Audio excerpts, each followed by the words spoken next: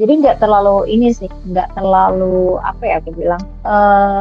Bahasanya ini yang penting kita udah paham datanya, nanti akan ada terperinci pada saat kalian langsung di dashboard gitu kan, itu langsung ada kelihatan apa-apa aja sih yang perlu kalian baca. Yang penting kalian udah paham reach-nya seperti apa, engagement seperti apa, udah paham itunya pasti udah bisa baca data. Sekarang kita masuk ke bagian tips baca data agar bisa maksimal. Nah, ini adalah overview dari Instagram ya. Pada akun reach yang ini adalah jangkauan akun atau jumlah akun unik yang melihat konten kalian. Jadi pada saat kita upload video, yang kita lihat tuh yang bagian sini dulu. Ini namanya reach. Nah, kalau konten engage, biasanya tuh dia di bawah bagian sini.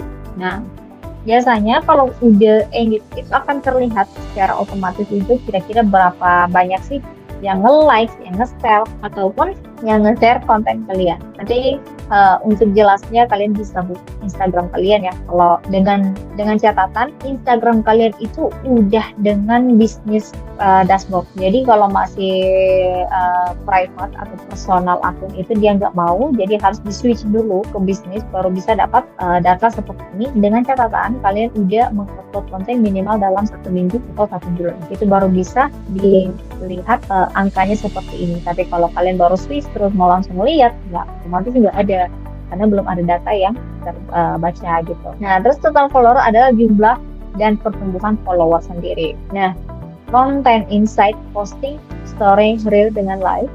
Jadi mereka punya reach metric yang berbeda-beda ya. Di sini ada reach, ada impression, like, comment, dan lain-lain.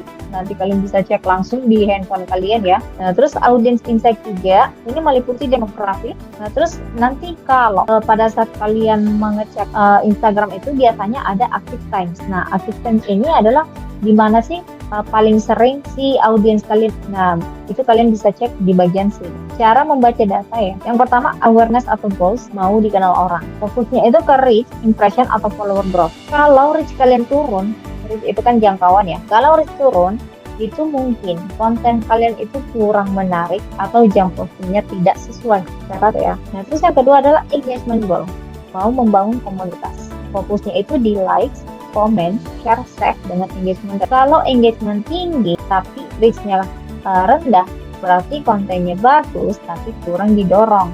Mungkin hashtag-nya, mungkin iklannya tidak relevan atau lain-lain, itu berpengaruh juga ya teman-teman. Nah, terus yang terakhir adalah conversion goals, mau jualan atau lead. Conversion goals kan bisa jualan bisa lead. Ini fokusnya itu kita lihatnya ke profile website, klik DM, WA atau WA. Kalau reach kita tinggi, reach itu kan paham ya, reach yang tadi kan kita itu tinggi tapi rendah di bagian CPA, tapi rendah pada saat conversion, mungkin CPA-nya itu kurang jelas. Aku tuh menggunakan teknik ini teman-teman, nggak bisa satu kali langsung paham, nggak bisa. Jadi harus sering membaca data, sering memahami data itu reach seperti apa, impression seperti apa, itu akan secara otomatis kalian akan paham sendiri gitu ya.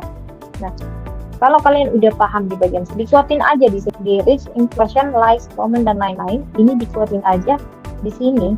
Ke depannya yang kalian udah enak baca datanya. Itu pada saat kalian panik, mau apapun itu udah enak. Jadi udah bisa diidentifikasi kira-kira bocornya tuh di mana. Nah, kalau bocornya di bagian, kalau kita menjalankan conversion, tiba-tiba ada bocornya, reach-nya tinggi tapi tiba-tiba reach-nya rendah, berarti itu sesuatu yang kurang jelas. Jadi ini harus dipahami ya. Kita ambil contoh ini ya supaya kalian ada gambaran sedikit. Nah, klien fiktif kita ini mempunyai bisnis kopi kenangan. Di periode pertama di awal Juli sampai 31 dengan platform Instagram dan TikTok. Ringkasan, tujuan kampanye tersebut adalah meningkatkan brand awareness, menarik follower baru, terus mengarahkan traffic ke WhatsApp dan pemesanan. Highlight performance-nya itu follower bertambah 1,2 dari sekitar 12%.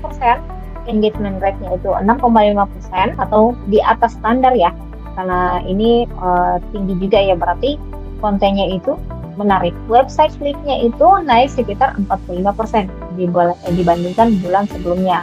Jadi kita udah paham kan di sini, performnya itu followernya bertambah, terus engagementnya itu bagus karena kontennya juga menarik ya. Website kliknya itu naik karena CPA-nya juga jelas. Nah, Nah, jadi sini udah ada gambaran ya. Kita lihat di sini ya, pertumbuhan akunnya sendiri. Jadi likes, reaction, like sendirinya itu di 1 Juni. Di 1 Juni itu di sekitar 10.000, di 1 Juli sekitar 11.000. Jadi dia itu ada sekitar naik sekitar 10 atau 12% ya teman-teman. Nah, komennya sendiri di tanggal 1 Juli sekitar 85, di 1 Juli sekitar 120.000. Jadi naik sekitar 41% ya. Nah, kita masuk lagi, lanjut lagi ke bagian share. Di tanggal 1 ini, 1 Juli, dia di 7.500, di 1 Juli 9.200. Jadi dia itu naik sekitar 23%. Di bagian share, 1.200, di 1 Juli naik sekitar 1.700. Jadi ada peningkatan sebesar sekitar 45%. Jadi ini perhitungan atau apa ya, kayak perbandingan kira-kira gitu ya, persennya berapa persen sih. Nah, itu yang aku bilang harus dipahami secara sebenarnya simpel aja sih. Kayak ini kan 10.250, di 1 Juli 11.500. Berarti dia naiknya itu sekitar 1.000 lebih kan. Nah, ini berarti sekitar 10% lebih. Lebihnya berapa? Oh, 2%. Jadi 12%. Jadi kayak sesimpel ini aja teman-teman. Jangan diperribet atau di overthinking ya. Yang penting kalian udah paham aja rumus-rumus seperti ini. Nah, terus konten terbaik mereka itu ada di 3 ya, di bagian 3. Tips konten ala barista, carousel promo dengan polling rasa kopi. Nah, ini juga bisa kalian cek di sini. Selain memasukkan angka, mereka juga membagikan insight, edukasi yang relevan, terus banyak dibagikan. Ini konten tipenya ini awareness ya. Promo ini di bagian conversion ya. Promo kuat, bagus untuk conversion. Terus story, nah interaktif dan membangun engage. Udah paham ya sampai sini ya? Oke. Nah terus analisis audiensnya. Nah dari metrik yang sebelumnya, usia terbanyak itu di bagian 12-20%. Itu adalah 18-24% nih. 24 tahun itu 40%, 25-34 tahun itu ada 35%. Genrenya itu 60% perempuan, 40% laki-laki.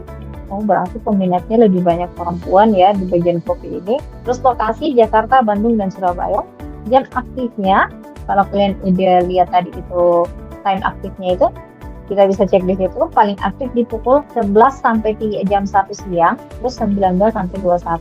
Jadi memang ini di jam makan malam dan jam makan siang ya. Ini jam 11 sampai jam 1 ini makan siang, yang ini jam makan malam. Nah, jadi sesimpel itu sih teman-teman, kita kayak memperkirakan waktu gitu kan. Jam aktifnya audiens itu nggak lari dari situ. Jadi pada saat kalian juga pengen upload atau konten itu di jam-jam rame aja. Kalau udah paham ya cara baca data yang tadi, kita udah dapat gambaran.